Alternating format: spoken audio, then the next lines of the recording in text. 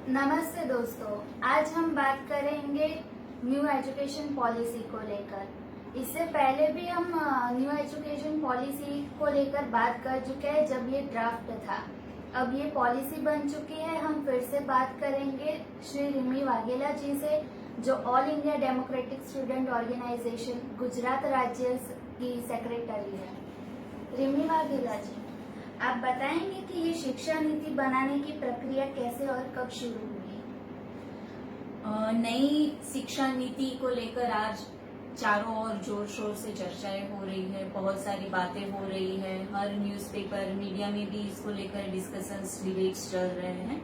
ये education policy बनाने की जो पूरी प्रोसेस है वो 2015 में शुरू हुई थी। एक्चुअली 2014 में जो जनरल इलेक्शन जो हुए, पार्लियामेंट इलेक्शन जो हमारे देश में हुए, और तब जब बीजेपी की सरकार, एनडीए की गवर्नमेंट चुनकर आई, तब बीजेपी के इलेक्शन मैनिफेस्टो में ये बात थी कि अगर वो पावर में आएंगे तो वो नई शिक्षा नीति बनाएंगे।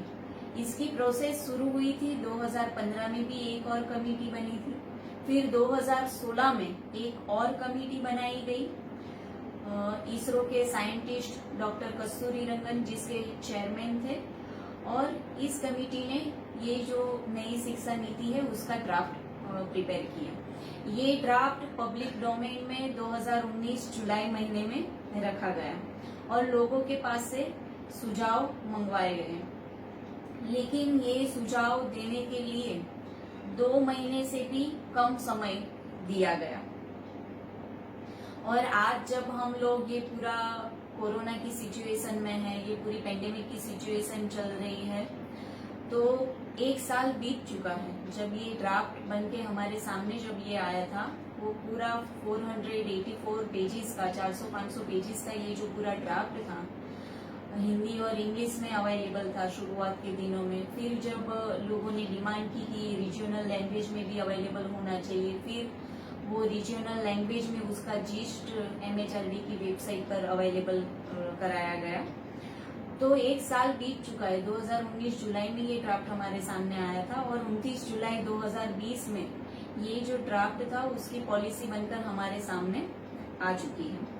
अब सबसे जो बात जो है, इसमें सबसे इम्पोर्टेंट बात जो है, जब ये पॉलिसी हमारे सामने जब रखी गई तो इसका कोई ड्राफ्ट, मतलब इसका कोई रिटन मैटर उस टाइम पे अवेलेबल नहीं था। 29 जुलाई को कैबिनेट ने ये पास किया। फिर ये पॉलिसी में क्या क्या लिखा हुआ है वो जानने के लिए 2 दिन तक इंतजार करना पड़ा।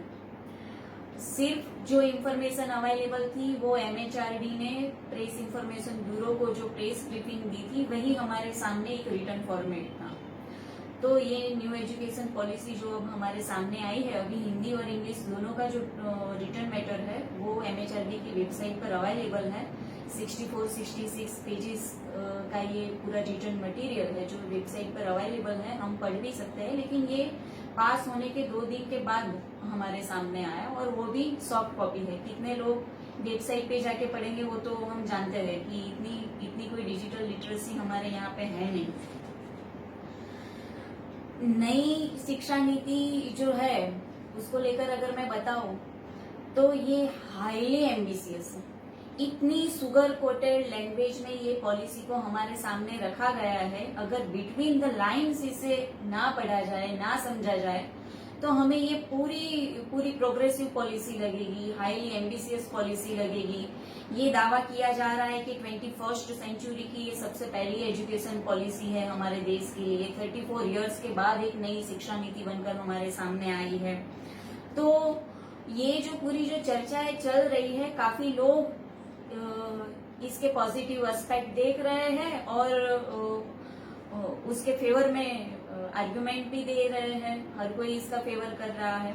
लेकिन मुझे तो ये जो पूरा रिटन मटेरियल है, मैंने उसे पढ़ने की कोशिश की, मैंने उसे पढ़ा भी सही। मुझे ये एक कवि की कल्पना जैसा लग रहा है। जैसे कवि अपनी कविताओं में चांद तारे तोड़ने की बात करता है, लेकिन वो रियलिटी में पॉसिबल नहीं है। ग्राउंड रियलिटी नहीं है कि कोई चांद तारे तोड़कर हमारे पास लेकर आएगा। शिक्षा नीति में भी ऐसी ही बातें की गई। इसमें जो गोल की बात की गई है कि इतने गोल हम लोग अचीव करेंगे 2030 2040 तक का टाइम लिमिट दी गई है। तो ये जो पूरी बातें की गई है, टीचर्स की रिक्रूटमेंट होगी, ये करेंगे वो करेंगे, ये सब होगा, कोई शिक्षा से वंचित नहीं रहेगा, सबको एजुकेशन मिलेगा, तो ये पूरा एक कवि की कल्पना जैसा है जो पता नहीं कैसे पॉसिबल हो पाएगा without any infrastructure, without any required budget allocation. ये मुझे पता नहीं चल रहा है। ये शिक्षा नीति में ऐसे कौन से एस्पेक्ट्स है जिस पर ये नेशनल एजुकेशन पॉलिसी में जोर दिया गया है? ऐसे बहुत सारे एस्पेक्ट है जिस पर ये न्यू एजुकेशन पॉलिसी में जोर दिया गया है। जैसे मैं आपको बताऊं तो जो मैंने शुरुआत में मैंने बताया कि इसको बताया गया है कि 21st सेंचुरी के जो चैलेंजेस है उसको कोप अप करने को ध्यान में रखकर, उस चैलेंजेस को हम कैसे फेस करेंगे उस बात को दिमाग में रखकर ये पॉलिसी को बनाया गया है। इसमें ऐसे बहुत सारे सुगर कोटेड वर्ड्स भी इस्तेमाल किए गए हैं कि क्या क्या हमारा मिशन रहेगा। तो इसमें इसके बहुत सारे फीचर्स है जो मैं थोड़ा सा आपको शॉर्ट में बताने की कोशिश करूंगी। जैसे बताया है कि achieving foundational literacy and numeracy, flexibility होगी हमारे एजुकेशन सिस्टम में, नो हार्ड सेपरेशन होगा। जैसे आज हम लोग आर्ट्स कॉमर्स साइंस का करिकुलर एक्टिविटी, को करिकुलर एक्टिविटी और एक्स्ट्रा करिकुलर एक्टिविटी, ऐसा कोई हार्ड सेपरेशन भी नहीं रहेगा। मल्टी डिसिप्लिनरी और होलिस्टिक एजुकेशन पैटर्न रहेगा। कंसेप्चुअल अंडरस्टैंडिंग पर एम्फोसिस दिया जाएगा। Creativity, critical thinking, ethics and human and constitutional values पर जोर दिया जाएगा। मल्टीलिंगुअलिज्म को प्रमोशन उसका होगा। एक्सेसिव यूज ऑफ टेक्नोलॉजी होगा। Respect for diversity, respect for local context, ये बात भी हमारे सिलेबस में इंक्लूड की जाएगी। इक्विटी और इंक्लूजन की बात इसमें रखी गई है। एक बहुत ही वर्ड बार बार इसमें यूज किया गया है जिसको मैं आगे उसकी डिटेल डिस्कशन भी करूंगी। Light but tight regulatory framework किया जाएगा और आउटस्टैंडिंग रिसर्च और कंटिन्यूअस रिव्यू किया जाएगा। तो देखिए ये वर्ड, ये जो हमारे गोल है वो तो कितने अच्छे दिख रहे हैं। ये सुनकर तो किसी को भी नहीं लगेगा कि हमें ये शिक्षा नीति के खिलाफ कुछ भी बोलने के लिए बाकी रहता है, कुछ भी बाकी नहीं रहता। और ये सारी जो बातें हैं वो मुझे भी सही में अच्छी लगती है।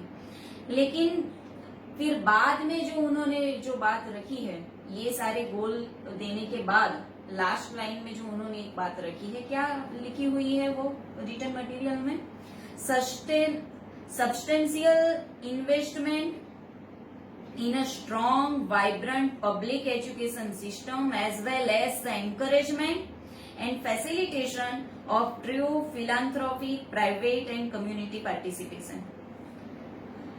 देखिए एक तो इन्वेस्टमेंट वर्ड आ गया। हम जानते हैं कि एजुकेशन कोई बिजनेस नहीं है। इन्वेस्टमेंट जो वर्ड है वो बिजनेस के साथ जुड़ा हुआ है। एजुकेशन कोई बिजनेस नहीं है, कोई कमोडिटी नहीं है कि उसके अंदर हम लोग, उस फील्ड के अंदर हम लोग इन्वेस्टमेंट करेंगे। हालांकि WTO की जो बात है, वर्ल्ड ट्रेड ऑर्गेनाइजेशन के तहत जो गेट्स जो करार जो हुआ था, general agreement on trade in services, service sector में एजुकेशन भी एक सर्विस है, तो उसमें व्यापार को अनुमति दी गई है जिस पर भारत ने भी अपनी सहमति जताई है। तो हम लोगों ने पहले से ही एजुकेशन को एक कमोडिटी में कन्वर्ट कर दिया गया है। यहाँ मैं आपको एक और बात बताना चाहती हूँ। जैसे मैंने शुरुआत में बताया कि ये जो पूरी एजुकेशन पॉलिसी है मुझे एक कवि की कल्पना जैसी दिख रही है, जो वास्तव में संभव ही नहीं है। यहाँ पर भी मुझे तो लगता है कि ये यहाँ पर जो लैंग्वेज जो यूज की गई है, लोगों को बेवकूफ बनाने का इतना अच्छा रास्ता मुझे नहीं लगता कि किसी और ने कभी सोचा होगा। प्राइवेट के नाम से हम लोगों को गुस्सा आता है। हम सोचते हैं कि हर कुछ अगर प्राइवेट कर दिया जाएगा, एजुकेशन हो, हेल्थ हो, रेलवे हो, हमारे एयरपोर्ट्स हो, सब कुछ अगर प्राइवेट कर दिया जाएगा तो गरीब और मिडिल क्लास के जो लोग हैं उनके लिए क्या बचेगा। तो प्राइवेट के नाम से हम सभी लोग चिढ़ रहे हैं। इसमें प्राइवेट वर्ड यूज नहीं किया गया है। हर जगह पे क्या बोला गया है, फिलांथ्रोपिक ऑर्गेनाइजेशन, प्राइवेट फिलांथ्रोपिक ऑर्गेनाइजेशन। तो ये क्या है? ये सारे प्राइवेट इन्वेस्टर्स हैं, प्राइवेट प्लेयर्स हैं जो प्रॉफिट के लिए एजुकेशन में इन्वेस्ट करना चाहते हैं। इसके हर एक पॉइंट पर डिबेट हो सकती है। जैसे एक दो पॉइंट मैं आपको बताऊंगी। जैसे क्रिटिकल थिंकिंग की बात है। अच्छा, क्रिटिकल थिंकिंग, मैं तो मानती हूं कि क्रिटिकल थिंकिंग एजुकेशन का एक हिस्सा होना चाहिए। एजुकेशन से ही क्रिटिकल थिंकिंग आती है। लेकिन क्या अगर हम क्रिटिकल थिंकिंग करते हैं तो अभी जो रूलिंग पार्टी जो है वो अलाउ कर रही है? नहीं कर रही है। आप जेएनयू में देखिए क्या हुआ, जामिया मिलिया में देखिए क्या हुआ, सीएए एनआरसी को लेकर क्या हुआ। हम सब तो हमारी क्रिटिकल थिंकिंग ही तो रख रहे थे ना कि अगर ये पॉलिसी आएगी तो ये सिचुएशन हो सकती है। तो पेंडेमिक की सिचुएशन में ये जो सारे आवाज उठाने वाले जो स्टूडेंट्स थे, जो एक्टिविस्ट थे, उनको यूएपीए के तहत जेल में डाल दिया गया। तो आप बात तो कर रहे हो क्रिटिकल थिंकिंग की, लेकिन अगर कोई क्रिटिकल थिंकिंग करके वॉइस ऑफ डिसेंट रेज कर रहा है तो क्या उसे मौका मिल रहा है अपनी बात रखने का? अपना वॉइस ऑफ डिसेंट जो है, असहमति की जो आवाज है, उसे रखने का मौका क्या ये रूलिंग पार्टी हमें दे रही है? नहीं दे रही है। तो इसमें इस्तेमाल किया है कि क्रिटिकल थिंकिंग हम लोग डेवलप करेंगे, लेकिन ग्राउंड रियलिटी क्या है? तो क्रिटिकल थिंकिंग ये तो रूलिंग पार्टी चाहती ही नहीं कि कभी डेवलप हो। फिर ये जो बात बताई है कॉन्स्टिट्यूशनल वैल्यूज की, कॉन्स्टिट्यूशनल वैल्यू मैं भी बहुत रिस्पेक्ट करती हूँ। कॉन्स्टिट्यूशनल वैल्यूज को, हमारे कॉन्स्टिट्यूशन को बहुत रिस्पेक्ट करती हूँ। लेकिन कॉन्स्टिट्यूशनल वैल्यू तो आप जो सत्ता में बैठे हुए हैं वही लोग तो चेंज कर रहे हैं। आर्टिकल 370 हमारा कॉन्स्टिट्यूशनल प्रोविजन था। पार्लियामेंट्री डेकोरम को साइड में करके, उसे भुलाकर, उसे कुचलकर ब्रूट मेजोरिटी के सहारे आर्टिकल 370 जो हमारा कॉन्स्टिट्यूशनल प्रोविजन था उसे एब्रोगेट कर दिया। Freedom of speech and expression हमारी कॉन्स्टिट्यूशनल वैल्यू है। कहाँ पे मौका मिल रहा है? तो आपने रिटर्न मटेरियल में एजुकेशन पॉलिसी में तो बात कर दी कि हम क्रिटिकल थिंकिंग को बढ़ावा देंगे, हम लोग कॉन्स्टिट्यूशनल वैल्यूज को बढ़ावा देंगे, लेकिन ग्राउंड रियलिटी क्या है? ना ही क्रिटिकल थिंकिंग को कोई बढ़ावा मिल रहा है, ना ही हमारे कॉन्स्टिट्यूशनल वैल्यूज अगर कोई अपने अंदर चाहता है डेवलप करना तो उसका भी कोई मौका नहीं है। तो ऐसे हर एक बिंदु पर डिबेट हो सकती है। मैंने तो सिर्फ ये एक दो एग्जाम्पल दिए। स्कूल एजुकेशन के बारे में कुछ बताएंगे आप? स्कूल एजुकेशन में भी काफी कुछ चेंज हो रहा है। पहले जो हमारा प्रीवियस स्ट्रक्चर जो हमारा था वो 10+2 था, जिसमें आपने पढ़ाई की है, मैंने पढ़ाई की है। अभी जो प्रपोज स्ट्रक्चर जो है वो है 5+3+3+4। इसे डिवाइड किया गया है foundational, preparatory, middle and secondary. 3 से 6 साल तक की उम्र में अर्ली चाइल्ड केयर एजुकेशन और standard 1 and 2, grade 1 and grade 2। तो ये हुआ पहला स्टेज 5। फिर 3rd, 4th एंड 5th ये हमारा हुआ सेकंड स्टेज प्रिपरेटरी। फिर 6, 7 और 8 ये हुआ हमारा 3rd स्टेज मिडल, और 9 to 12 ये हुआ हमारा 4th stage secondary.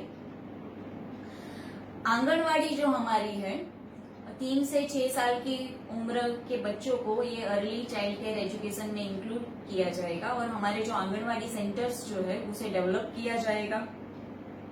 Anganwadi workers जिनकी 10+2 क्वालिफिकेशन है, एजुकेशनल क्वालिफिकेशन है, उनको 6 महीने की एक स्पेशल तालीम दी जाएगी, उसका सर्टिफिकेट उनको मिलेगा।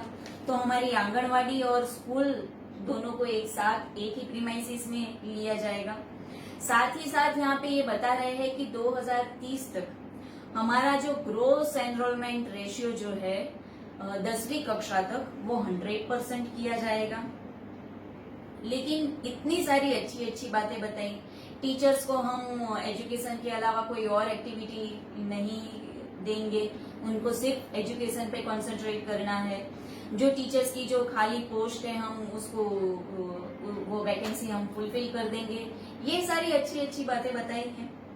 फिर लास्ट में क्या बोल रहे हैं यहाँ पर भी अगर कोई स्कूल खोलना चाहता है तो उसकी प्रोसेस को इजी कर दिया जाएगा। और क्या कहा है, गवर्नमेंट और नॉन गवर्नमेंट फिलांथ्रोपिक ऑर्गेनाइजेशन, देखो यहाँ पर भी प्राइवेट वर्ड यूज नहीं किया है, फिलांथ्रोपिक ऑर्गेनाइजेशन, ये सब आकर स्कूल खोलेंगे और स्कूल खोलने की जो सारी जो प्रोसेस है उसको और इजियर कर दिया जाएगा। एक और बात भी है, पूरे स्कूल एजुकेशन में यहाँ पे बार बार फन शब्द यूज किया गया है। कोई बर्डन नहीं होगा, सिलेबस आपका कर्टेल कर दिया जाएगा, रिड्यूस कर दिया जाएगा, मतलब कोई भी बर्डन नहीं रहेगा, फन के साथ पढ़ाई होगी। आप 10वीं कक्षा से आप एग्जिट भी कर सकते हैं, फिर कोई वोकेशनल कोर्स भी आप परस्यू कर सकते हैं, फिर वापस आप री एंट्री भी कर सकते हो। मतलब कहीं पर भी एग्जिट, कहीं पर भी एंट्री, कहीं पर भी री एंट्री आपकी हो सकती है। वोकेशनल कोर्सेज में भी आप जा सकते हो, कोई हार्ड सेपरेशन नहीं रहेगा। मतलब जैसे मैंने पहले बताया, करिकुलर एक्टिविटी हो, को करिकुलर एक्टिविटी हो या फिर एक्स्ट्रा करिकुलर एक्टिविटी हो, इसमें कोई हार्ड सेपरेशन नहीं रहेगा। ऑफ कोर्स मैं ये मानती हूँ कि अभी जो हमारे यहाँ पे जो डिवीजन जो है कि अगर कोई बच्चा साइंस में पढ़ रहा है तो उसे आर्ट्स या और फैकल्टी के बारे में कुछ भी नहीं पता, अगर साइंस में भी वो ए स्ट्रीम पढ़ रहा है तो उसको बायोलॉजी के बारे में नहीं पढ़ा, अगर कोई बी स्ट्रीम पढ़ रहा है तो उसे मैथ्स के बारे में नहीं पता। तो हम ये चाहते हैं कि एटलीस्ट 12वीं कक्षा तक एक कॉम्प्रिहेंसिव एजुकेशन सबको मिले, लेकिन इसका मतलब ये भी नहीं होता कि आप कहीं पर भी एंट्री लो, कहीं पर भी एग्जिट कर जाओ, आप वोकेशनल एजुकेशन परस्यू कर लो। स्कूल एजुकेशन जो है वो हमारा जो बेसिक है उसे स्ट्रॉन्ग करता है, हमारा जो बेसिक है, हमारा जो बेस है उसे स्ट्रॉन्ग करता है। लेकिन उसमें तो आप जो बेसिक एजुकेशन, ह्यूमैनिटीज है, साइंस है, बेसिक साइंस, ये सब पूरे कमिटमेंट के साथ पढ़ाना चाहिए, लेकिन वहां पर तो आप फन की बात कर रहे हो। वैसे भी हमारा सिलेबस इतना लाइट हो चुका है, वो तो बात ये अलग है कि इतना लाइट सिलेबस होने के बावजूद भी जो हमारे स्टूडेंट्स है उसे कोप अप नहीं कर पाते क्योंकि इंफ्रास्ट्रक्चर नहीं है। वो एक अलग डिबेट का मुद्दा है, उसमें हम नहीं जाएंगे क्योंकि काफी वक्त चला जाएगा।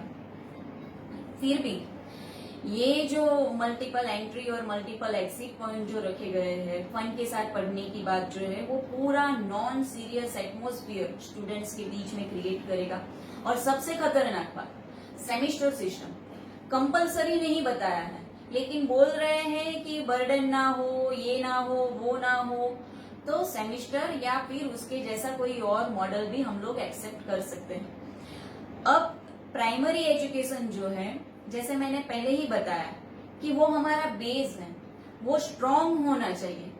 आप वहां पर कॉम्प्रिहेंसिव नॉलेज देने की बजाय अगर सेमिस्टर सिस्टम इंट्रोड्यूस करके टुकड़ों में अगर आप एजुकेशन दे रहे हैं तो वो बच्चा जो पढ़ रहा है उसका बेस स्ट्रॉन्ग कैसे होगा। वो तो आज जो 6 महीने पढ़ रहा है, जो उसे लाइफ टाइम याद रखना चाहिए, वो तो नेक्स्ट 6 महीने में वो तो भूल जाएगा।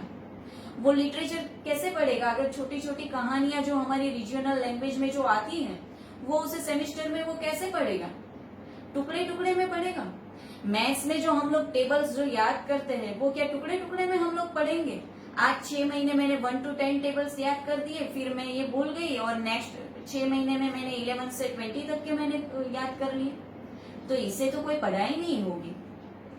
ये टुकड़े टुकड़े वाली जो पढ़ाई जो है वो कभी इंसान पैदा नहीं कर सकती।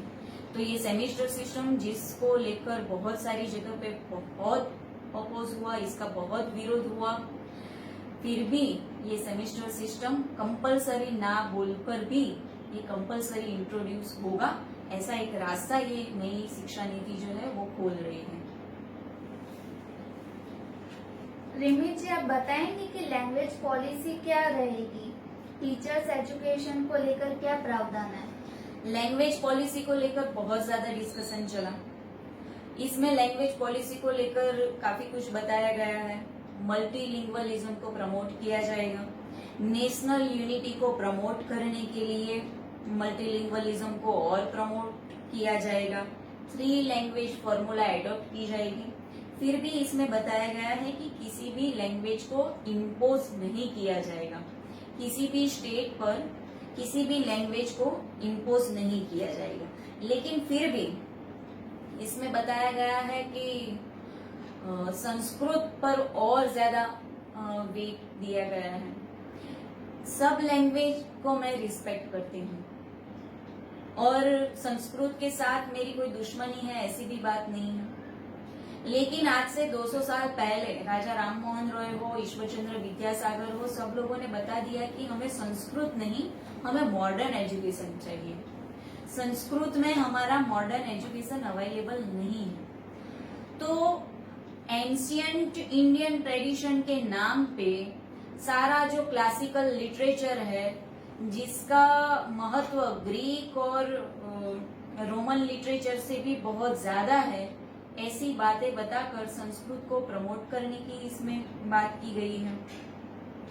तो ये अभी तो बोल रहे हैं कि लैंग्वेज इम्पोज नहीं करेंगे, लेकिन Sanskrit one of the option 3 language में रहेगा। तो जहां कहीं और कोई ऑप्शन ही नहीं मिलेगा स्टूडेंट्स को, जैसे मैं अपनी बात बताऊं, मैं जब 12th साइंस में मैं जब पढ़ाई कर रही थी, साइंस स्ट्रीम में 11th और 12th, तो मेरा संस्कृत कंपलसरी था। अब मेरी चॉइस हो या ना हो, लेकिन संस्कृत में कंपलसरी पढ़ती थी, जिसका साइंस के साथ, साइंस स्ट्रीम के साथ कुछ भी लेना देना नहीं है। तो ना बोलते हुए भी, हम इम्पोज नहीं करेंगे ये बताते हुए भी, ये संस्कृत का आने वाले दिनों में इम्पोजिशन होगा। एंशियंट इंडियन ट्रेडिशन के नाम पर भी संस्कृत का इम्पोजिशन होगा। और जो पुराने वैल्यूज जो है, जिसे हम पीछे छोड़कर मॉडर्न टाइम की ओर आगे बढ़ रहे हैं, 21st सेंचुरी की बात बार बार कर रहे हैं, लेकिन वैल्यूज तो वही पुराने बता रहे हैं। एंशियंट इंडियन वैल्यूज वो बता रहे हैं। अब एंशियंट इंडियन वैल्यूज क्या है? क्या रामायण और महाभारत हमारे एंशियंट इंडियन वैल्यूज है, जिसमें सीता को जलाया जाता हो, जिसमें एक द्रौपदी के साथ 5 लोगों की शादी होती हो? हमारे एंशियंट इंडियन वैल्यूज कौन से हैं? अगर वो सही भी है तो वो एंशियंट टाइम के लिए सही थे। अभी हमें चाहिए मॉडर्न वैल्यूज। उस टाइम पे डेमोक्रेसी नहीं थी, पार्लियामेंट्री सिस्टम नहीं थी, तो उस टाइम के जो वैल्यूज हैं वो आज के दिन में हमें कैसे गाइड कर सकते हैं? नहीं गाइड कर सकते हैं। तो हमें मॉडर्निटी की ओर जाना है, 21st सेंचुरी की ओर हमें आगे बढ़ना है। लेकिन ये ट्रेडिशनल वैल्यूज के नाम पर हम लोगों को और पीछे की ओर ले जाने की एक कोशिश है। बीएड के बारे में आपने मुझे बताया। बीएड में भी जो बोल रहे हैं कि आने वाले दिनों में इंटीग्रेटेड 4 ईयर बीएड कोर्स होगा। मतलब जितने भी अभी स्टैंड एलोन बीएड इंस्टीट्यूट जो है, वो उन्हें धीरे धीरे करके multidisciplinary higher education institute में कन्वर्ट होना पड़ेगा। अगर वो कन्वर्ट नहीं हो पा रहे हैं स्टैंड एलोन बीएड इंस्टीट्यूट, तो उन्हें धीरे धीरे बंद कर दिए जाएंगे। उन्हें 2030 तक इंटीग्रेटेड 4 ईयर बीएड कोर्स में कन्वर्ट होना है। साथ ही साथ multidisciplinary higher education institute में भी कन्वर्ट होना है। तो बहुत सारे बीएड कॉलेज भी आने वाले दिनों में बंद हो सकते हैं। साथ ही साथ में स्कूल एजुकेशन के बारे में जब आपने पूछा, तो मैं एक बात बताना भूल गई कि अभी किसी स्कूल, अगर कोई नई स्कूल खोलना चाहते हैं तो उसकी कुछ ना कुछ प्रोविजन है, कुछ चीजें कंपलसरी है जिसे हमें फॉलो करना होता है। जैसे लैंड एरिया है, जैसे रूम की साइज है, क्लासरूम की जो साइज है, प्लेग्राउंड है। तो ये सारे जो प्रावधान है इसे हमें फॉलो करना पड़ता है। ये जो सारे प्रोविजन है इसे भी लूज किए जाएंगे, ऐसा क्लियरली ये पॉलिसी में लिखा हुआ है। तो आप आपके घर के एक छोटे से कमरे में भी स्कूल चला सकते हो। अगर कोई जॉब नहीं है, जॉब के लिए तो मना कर दिया है। ये मुझे तो लगता है कि ये पॉलिसी इसीलिए ही लेकर आए हैं ताकि एम्प्लॉयमेंट देने की जो गवर्नमेंट की रिस्पॉन्सिबिलिटी है, वो रिस्पॉन्सिबिलिटी से ही वो पीछे चले जाए। एजुकेशन को तो उन्होंने कब का छोड़ दिया है, अब एम्प्लॉयमेंट को भी छोड़ देंगे। तो आपने वोकेशनल कोर्स किया है तो आप अपने आप आपका रास्ता ढूंढो एम्प्लॉयमेंट के लिए। इसीलिए तो बोल रहे हैं ना, पकोड़े तलना भी तो एक एम्प्लॉयमेंट है, तो आप वही करो। तो ये जो सारे जो पुराने प्रोविजन थे जो सोच समझकर हमारे सामने रखे गए थे, बनाए गए थे, उसे भी तोड़ देंगे ही। रेमी जी, आप बताएंगे हायर एजुकेशन में क्या चेंजेस होने वाला है? हायर एजुकेशन में ये बोल रहे हैं, जैसे मैंने बताया कि ना तो शुरुआत में जो मैंने बताया कि कोई हार्ड सेपरेशन नहीं रहेगा और मल्टी डिसिप्लिनरी यूनिवर्सिटीज बनेंगी। मतलब आर्ट्स, कॉमर्स, साइंस ये सब कुछ नहीं है। आर्ट्स में जो है वो भी साइंस में पढ़ सकते हैं, जो साइंस में है वो आर्ट्स में भी पढ़ सकते हैं। तो ऐसी मल्टी डिसिप्लिनरी यूनिवर्सिटी बनाई जाएगी और उनको ग्रेडेड ऑटोनॉमी दी जाएगी। जैसे उनका ग्रेड होगा उस हिसाब से वो हायर एजुकेशन इंस्टीट्यूट को ऑटोनॉमी दी जाएगी। फिर जो एक बात जो बोल रहे हैं, इसमें भी यही बात है। हायर एजुकेशन इंस्टीट्यूट में, हायर एजुकेशन में भी ये बात है कि मल्टीपल एग्जिट पॉइंट रहेंगे और मल्टीपल एंट्री पॉइंट भी रहेंगे। वो बोल रहे हैं कि 4 साल का हमारा ग्रेजुएशन का कोर्स होगा। अगर आप 1 साल भी करते हो तो diploma, certificate, diploma, advance diploma, फिर डिग्री, तो आप कहीं पर भी निकल जाओ, आपने जितनी भी पढ़ाई की है उसका सर्टिफिकेट, उसका रिवॉर्ड आपको मिल जाएगा। फिर आप 2 साल के बाद आप वापस री एंट्री करना चाहते हो तब भी आपके लिए मतलब अपॉर्चुनिटी है। तो कोई सीरियस एटीट्यूड की बात इसमें नहीं है। एमफिल नहीं रहेगा। फिर एमफिल नहीं रहेगा, उसकी बात तो मैं आगे मैं आपको बताऊंगी, लेकिन इस पर भी ये बात की गई है। क्या बोल रहे हैं? Private institutions with a public spirited commitment to high quality equitable education will be encourage. मतलब क्या हुआ? हम प्राइवेट इंस्टीट्यूशन को अलाउ कर रहे हैं। ये पूरी जो एजुकेशन पॉलिसी है वो ना बताकर भी प्राइवेटाइजेशन की और पूरी एजुकेशन सिस्टम को ले जाना चाहती है। और इसका मतलब क्या हुआ? Private institutions with a public spirited commitment. मतलब क्या हुआ? आपको जमीन गवर्नमेंट फ्री में दे देगी, आप आपकी इंस्टीट्यूट वहां पे खड़ी कर दो और जितनी चाहो उतनी फीस ले लो। जैसे आज रेलवे का प्राइवेटाइजेशन हो रहा है, ट्रैक हमारे हैं, रेलवे स्टेशन हमारे हैं, पब्लिक मनी से बनाए गए हैं, लेकिन उस पर क्या प्राइवेट ट्रेन दौड़ेगी उस पर? एयरपोर्ट का जैसे प्राइवेटाइजेशन किया, पूरा पब्लिक मनी से बना हुआ एयरपोर्ट जो है वो प्राइवेट कंपनी के हाथों में दे दिया। साथ ही साथ जैसे ये कोरोना के समय में हमने प्राइवेट हॉस्पिटल की जो सिचुएशन देखी, सरकार ने मुफ्त में जमीन दी और उसी जमीन पर प्राइवेट हॉस्पिटल खड़ी हो गई अब, और लोगों के पास से पैसे बटोर रहे हैं। तो ये भी यही होने वाला है। Private institutions with a public spirited commitment, मतलब पैसे लगेंगे लोगों के और प्रॉफिट होगा प्राइवेट कंपनी का। तो वैसे भी सरकार तो यही मानती है कि सरकार गरीब हो चुकी है, लेकिन लोगों के पास बहुत सारे पैसे हैं, तो लोगों के पास आप जितने पैसे बटोरना चाहो बटोरो। तो ये यही बात है।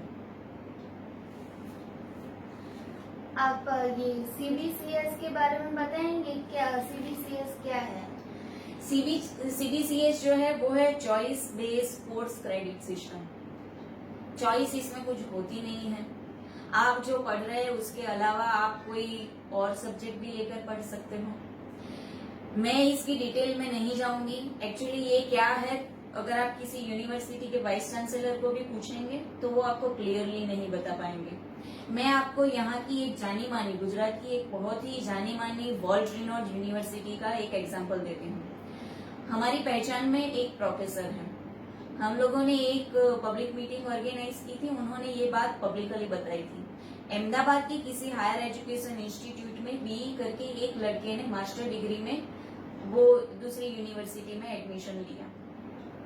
वो लड़का गोल्ड मेडलिस्ट था और मतलब स्कॉलर स्टूडेंट था, लेकिन जब मास्टर डिग्री में पहली एग्जाम जब हुई तब वो उसमें फेल हो गया। तो वो जो हमारे पहचान वाले जो प्रोफेसर थे उन्होंने एक कंसर्न के साथ उस लड़के को बुलाया और पूछा कि तुम्हारा इतना बढ़िया रिजल्ट था यूजी में, तुम तो गोल्ड मेडलिस्ट थे, स्कॉलर स्टूडेंट थे, तुम्हें क्या कोई प्रॉब्लम है? कुछ घर में पर्सनल प्रॉब्लम चल रही है? किस वजह से तुम ये एग्जाम में फेल हो गए? तो वो लड़के ने बताया, वो सिविल इंजीनियरिंग में पढ़ रहा था, वो लड़के ने बताया कि सर मेरा सिविल इंजीनियरिंग के साथ साथ मेरा वेस्टर्न डांस भी एक सब्जेक्ट था और मेरे सबसे ज्यादा मार्क्स वेस्टर्न डांस में आए हैं। तो मेरे मार्क्स जो है वो मिलकर मेरा रैंक सबसे आगे चला गया। तो मेरा सिविल इंजीनियरिंग में मेरा कोई मतलब इतना नॉलेज नहीं है, वेस्टर्न डांस में मैं आगे बढ़ा हुआ हूँ। फिर वो सर ने तो मजाक में बताया कि अगर ऐसे स्टूडेंट्स आएंगे तो जो ब्रिज बनेंगे वो भी डांसिंग ब्रिज बनेंगे। तो ये है choice based course credit system, जिसमें चॉइस बिल्कुल भी नहीं है।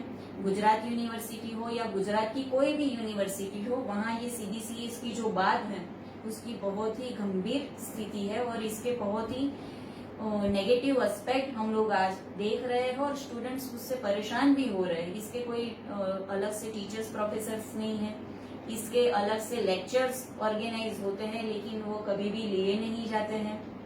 सिर्फ 1 या 2 बार कभी उस पर्टिकुलर सब्जेक्ट को लेकर कभी सेमिनार या वर्कशॉप हो जाता है, वही उसमें सिलेबस कंप्लीट कर दिया जाता है। तो CBCS जो है जिसमें कोई चॉइस नहीं है और एक धोखा है स्टूडेंट्स के सामने, स्टूडेंट्स को एक बहुत बड़े धोखे में रखने की ये बात है। एक और क्वेश्चन है, रिसर्च में बढ़ावा देने की बात है, साथ ही साथ सिंगल रेगुलेटरी बॉडी के बारे में कुछ बताएंगे आप? रिसर्च में बढ़ावा देने की बात की गई है, बार बार इसमें भी बताया गया है कि 21st सेंचुरी के चैलेंजेस को हम लोगों को फेस करना है, इसीलिए हमारा रिसर्च जो है वो इनोवेटिव होना चाहिए। लेकिन एमफिल को तो निकाल दिया। एमफिल जिसे हम मिनी PhD बोलते हैं, और अभी सिर्फ गुजरात में नहीं पूरे देश में हमारा जो एकेडमिक स्टैंडर्ड है वो इतना कम हो गया है कि बिना एमफिल किए अगर कोई PhD में जाएगा तो मुझे नहीं पता कि वो कितना कोप अप कर पाएगा। जैसे 4 ईयर बैचलर डिग्री अगर आपने रिसर्च के साथ कंप्लीट की है तो आपका मास्टर डिग्री कोर्स सिर्फ 1 साल का रहेगा। अगर आपने 3 साल का बैचलर डिग्री प्रोग्राम कंप्लीट किया है तो आपको 2 साल मास्टर डिग्री के लगेंगे, 1 साल कंप्लीटली आपका रिसर्च पर होगा। तो ये बातें रिसर्च को लेकर बताई गई है, लेकिन मैं अपने पर्सनल एक्सपीरियंस से बताती हूँ। मैं अपने खुद के पर्सनल एक्सपेंस को कॉप अप करने के लिए कई बार हम लोग ये टाइपिंग का छोटा मोटा काम करते हैं, तो बहुत सारे बच्चों की मास्टर डिग्री के जो डिसर्टेशन जो असाइनमेंट है वो हमारे पास टाइपिंग के लिए आते हैं। अब वो असाइनमेंट 10 साल पहले लिखा गया है, स्टूडेंट सिर्फ अपना नाम चेंज करके हमें देते हैं और ऐसा ही रिसर्च उनके टीचर्स उनके गाइड अलाउ भी करते हैं। तो क्यों अलाउ कर रहे हैं? क्योंकि उनके पास एजुकेशन के अलावा ऐसे बहुत सारे काम हैं, तो वो स्टूडेंट्स को सही रिसर्च के लिए टाइम भी नहीं दे पाते हैं। ऐसी सिचुएशन में अगर एमफिल का निकाल देना रिसर्च के लिए कितना फायदेमंद होगा, ये जरा भी फायदेमंद नहीं हो सकता है। और रिसर्च में भी ये बात है, रिसर्च हम किसे कहते हैं? जो एग्जिस्टेड फैक्ट जो है उसे हम लोग और फाइनर वे में पब्लिश करना चाहते हैं, वही रिसर्च है। तो उसमें तो क्रिटिकल थिंकिंग चाहिए, उसमें तो वॉइस ऑफ डिसेंट चाहिए। अगर आपने कुछ रिसर्च किया है जिसके साथ मैं सहमत नहीं हूँ या उसे मैं और भी एनरिच करना चाहती हूँ, तो ये कब पॉसिबल होगा? जब एक वॉइस ऑफ डिसेंट होगा, आपके कुछ पॉइंट के साथ मेरी कुछ असहमति होगी, तभी तो रिसर्च आगे बढ़ पाएगा। लेकिन ये तो हो ही नहीं रहा। कहाँ ऑटोनॉमी है रिसर्च स्टूडेंट्स के लिए अपने खुद के सब्जेक्ट चॉइस करने के लिए? जो गर्ल्स स्टूडेंट्स जो है, यहाँ पे जेंडर सेंसिटिविटी की बात ये पॉलिसी में की गई है, लेकिन गर्ल्स एजुकेशन का रिसर्च में कितना फिजिकल एक्सप्लॉयटेशन होता है वो कैसे हम लोग बंद करेंगे? और जब हम सब कुछ इजियर कर रहे हैं, सब कुछ लाइट कर रहे हैं, उस टाइम पे क्या हमें सही रिसर्चर मिल पाएंगे? बिल्कुल भी नहीं मिल पाएंगे। ऐसी ही बात जो आपने मुझे HECI को लेकर आपने मुझे बताया, ये जो है Higher education commission of India single window system, क्या बोल रहे हैं कि यहाँ पे इतनी सारी हमारी एजुकेशन सिस्टम में इतनी सारी रेगुलेटरी बॉडी है, इसमें करप्शन बहुत है, इसमें सेंट्रलाइजेशन पावर बहुत है, इसमें कॉन्फ्लिक्ट बहुत है। तो ये सब रिड्यूस करने के लिए, ये जो सारे प्रॉब्लम है इसे खत्म करने के लिए एक सिंगल रेगुलेटरी बॉडी होनी चाहिए। तो वो क्या होगी? वो होगी Higher education commission of India. UGC को रिपील करके 2018 में यही बीजेपी सरकार ने ये बिल को पार्लियामेंट में पास किया था। अब ये पॉलिसी में भी इसकी बात आ रही है कि एक Higher education commission of India होगा। ये एक अम्ब्रेला ऑर्गेनाइजेशन होगा और इसके तहत 4 और इसके जो वर्टिकल है वो काम करेंगे। ये 4 और सब ऑर्गेनाइजेशन क्या है? एक है NHERC, National Higher Education Regulatory Council. दूसरा रहेगा NAC, नेशनल एक्रेडिटेशन काउंसिल। तीसरा है जनरल एजुकेशन काउंसिल और चौथा है हायर एजुकेशन ग्रांट्स काउंसिल। तो ये सबके ऊपर higher education council, higher education commission of India एक अम्ब्रेला ऑर्गेनाइजेशन के तहत काम करेगा। ये चारों के बीच में अगर कोई कंफ्लिक्ट होता है तो उसे रिजोल्व करने की रिस्पॉन्सिबिलिटी भी Higher education commission of India की है। तो ये तो सुनने में तो बहुत अच्छा लगता है कि एक ही रेगुलेटरी बॉडी रहेगी।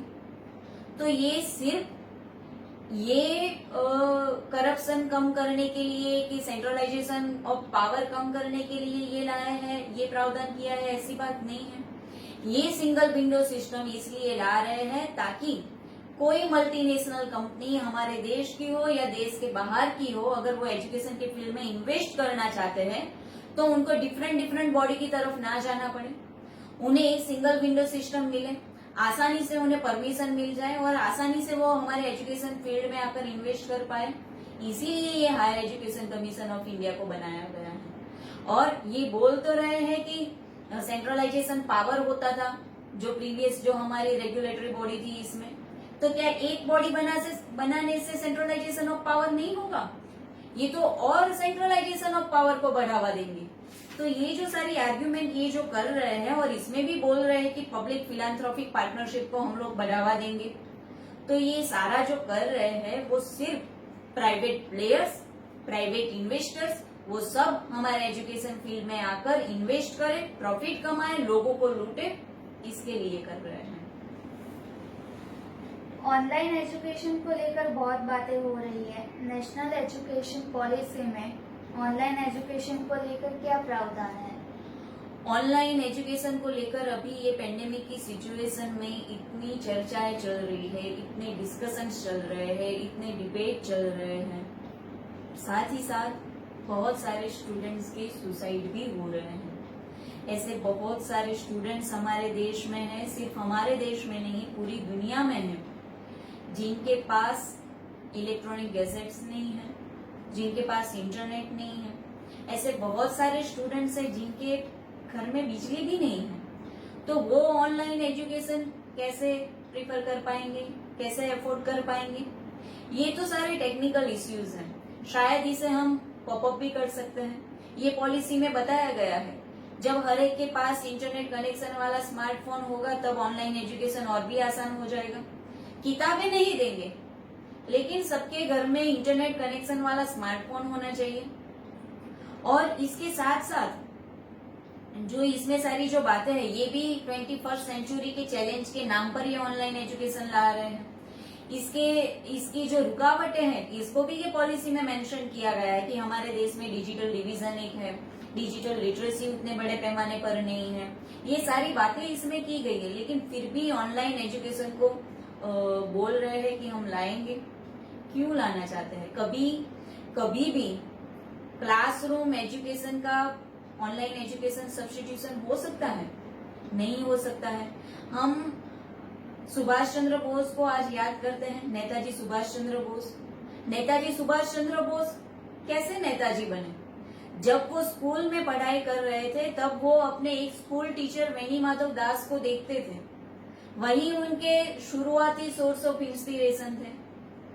अगर आप क्लास में टीचर्स को नहीं देखते हैं तो क्या आने वाले दिनों में हमारे देश में से कोई नेताजी सुभाष चंद्र बोस बन पाएंगे? और साथ ही साथ जो आप इतनी सारी चाइनीज एप्लीकेशन बैन कर रहे हो, लेकिन एक क्लिक में जो पोर्नोग्राफिक वेबसाइट जो मोबाइल फोन में अवेलेबल है, लैपटॉप में अवेलेबल है, उसे आप कैसे रोकेंगे? तो सिर्फ ये एक्सेसिबिलिटी की बात नहीं है, ये हमारे इनोसेंट स्टूडेंट्स का जो मेंटल मेकअप है उसे भी ये ऑनलाइन एजुकेशन पॉल्यूट करेगा। लेकिन इसकी और कोई हमारा कंसिडरेशन ही नहीं है ये पॉलिसी का। ये तो सिर्फ डिजिटल डिवाइड और डिजिटल लिटरेसी की बात करके रुक गया है और धीरे धीरे शायद क्लासरूम एजुकेशन को बंद कर देना चाहते हैं, ऑनलाइन एजुकेशन को ही प्रमोट करना चाहते हैं। और ऑनलाइन एजुकेशन से तो सिर्फ मशीन हमारे सामने आएंगी। क्या कोई कंप्यूटर स्क्रीन, कोई मोबाइल स्क्रीन इंसान पैदा कर सकती है? बिल्कुल भी नहीं कर सकती है। अंत में आपकी क्या राय है नेशनल एजुकेशन पॉलिसी को लेकर?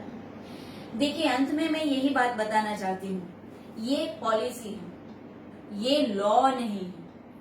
इसका मतलब ये हुआ कि ये गाइडलाइन है गवर्नमेंट को। गवर्नमेंट इसे इम्प्लीमेंट करे या ना भी करे, इससे कोई फर्क नहीं पड़ता। क्यों? क्योंकि ये लॉ नहीं बना है, ये सिर्फ और सिर्फ एक गाइडलाइन है। इसमें बजट एलोकेशन की भी बात की गई है कि 6% हमारा बजट एजुकेशन के पीछे होना चाहिए। 1960 में कोठारी कमीशन 6% बजट की बात उस टाइम पे बताई थी। अभी आपने जो इतना हाई एम्बिशन जो ये एजुकेशन पॉलिसी में दिखाया है, वो क्या 6% बजट में फुलफिल हो सकता है? 1960 में भी 6% बजट चाहिए और ये 21st सेंचुरी में भी 6% बजट चाहिए। तो बजट एलोकेशन भी आप सिर्फ 6% बोल रहे हो। कम से कम 10% बजट एलोकेशन सेंट्रल बजट का एजुकेशन के पीछे होना चाहिए। साथ ही साथ आपने ये जो गोल इसमें जो बताए हैं वो आपको तुरंत फुलफिल नहीं करने हैं। 2030, 2040 तक आपको ये अचीव करने हैं। मतलब कोई छोटी सी टाइम लिमिट भी नहीं है। 2000 मतलब ये 2030, 2040 किसने देखा है? तब क्या सिचुएशन होगी, क्या पॉलिटिकल कन्फ्लिक्ट होंगे, क्या पॉलिटिकल सिचुएशन होगी, हमें कुछ भी नहीं पता है। तो बजट एलोकेशन की बात इसमें ठीक से नहीं आई है। हमें बहुत और भी ज्यादा बजट चाहिए। छोटे छोटे कंट्री, श्रीलंका हो, गाना हो, पेरू हो, चिली हो, वो हमसे ज्यादा बजट एलोकेशन एजुकेशन को दे रहे हैं। साथ ही साथ इसमें जो पूरे एंशियंट इंडियन ट्रेडिशन को जो बढ़ावा देने की बात है, जो मैंने बताया कि हम क्या पीछे जाना चाहते हैं। एजुकेशन हमें कैसा चाहिए? साइंटिफिक, सेक्युलर, डेमोक्रेटिक, यही तो हमारे कॉन्स्टिट्यूशनल वैल्यू है। लेकिन इसकी बात नहीं की गई है। आप बात कर रहे हैं हमारे पुराने ऋषि मुनियों की। आप बहुत सारे नाम इसमें दिए गए हैं। आर्यभट्ट का नाम है, वरामिहिर का नाम है, तो क्यों नाम नहीं है राजा राम मोहन राय का, ईश्वर चंद्र विद्यासागर का, जिन्होंने हमारे देश में सबसे पहली बार मॉडर्न एजुकेशन की बात की। उन्हें बताया कि उन लोगों ने बताया कि हमें ये वेद वेदांत नहीं पढ़ने हैं, हमें हिस्ट्री, पॉलिटिकल साइंस, हमें मॉडर्न एजुकेशन पढ़ाओ। ये जो हमारे देश के जो रेनेसा वैल्यूज जो है, जो रेनेसा पर्सन्स जो है, रेनेसा पर्सनालिटी जो है, उनकी बात ये पॉलिसी में नहीं की गई है। मॉडर्न एजुकेशन की बात नहीं है, सब कुछ पीछे की ओर ले जाने की बात है। तो ये जो मैंने बताया कि ये मुझे लग रहा है कि ये जो हमारी एजुकेशन पॉलिसी जो है वो एक कवि की कपोल कल्पना के अलावा और कुछ भी नहीं है। अगर ये इम्प्लीमेंट हो भी गई तो इससे जो गरीब और मिडिल क्लास फैमिली के जो बच्चे हैं, प्राइवेट इन्वेस्टर्स जो आएंगे वो अपने प्रॉफिट के लिए आएंगे। उन्हें कोई इंटरेस्ट नहीं है कि गरीबों के बच्चे पढ़े। तो ऐसा बहुत सारा हिस्सा जो है वो शिक्षा से वंचित हो जाएगा। तो ये जो एजुकेशन पॉलिसी जो है वो हमारी आंखों में एक धूल नाकने वाली बात है। इसके सामने हमें डटकर आवाज उठानी चाहिए। अगर ये पॉलिसी इम्प्लीमेंट हो गई तो एजुकेशन का प्राइवेटाइजेशन बढ़ेगा, कमर्शियलाइजेशन बढ़ेगा, साथ ही साथ शिक्षा का सेफ्रोनाइजेशन, कम्युनलाइजेशन भी बढ़ेगा, क्योंकि एंशियंट इंडियन ट्रेडिशन हमें शिक्षा के सेफ्रोनाइजेशन की ओर ले जाएंगे। और इससे क्या होगा? एक और मॉडर्न टेक्नोलॉजी चाहिए और दूसरी ओर हमें पुराने वैल्यूज चाहिए। ये दोनों मिलकर हमारी जनरेशन कैसी बनेगी? जिनका कोई इंडिपेंडेंट थिंकिंग एबिलिटी नहीं होगी, रेजिमेंटेड थॉट्स उनके होंगे और वही एक फासीबाद का बेस भी प्रिपेयर करेंगे। तो ऐसी एजुकेशन पॉलिसी जो ना ही डेमोक्रेटिक है, ना ही साइंटिफिक है, ना ही सेक्युलर है, ऐसी एजुकेशन पॉलिसी को हम कभी भी अलाउ नहीं कर सकते हैं। वो लाए भी अनडेमोक्रेटिक वे में है, किसी को पूछा भी नहीं है, पार्लियामेंट में इसके ऊपर डिबेट भी नहीं किया गया, सिर्फ कैबिनेट में इसे पास कर दिया गया।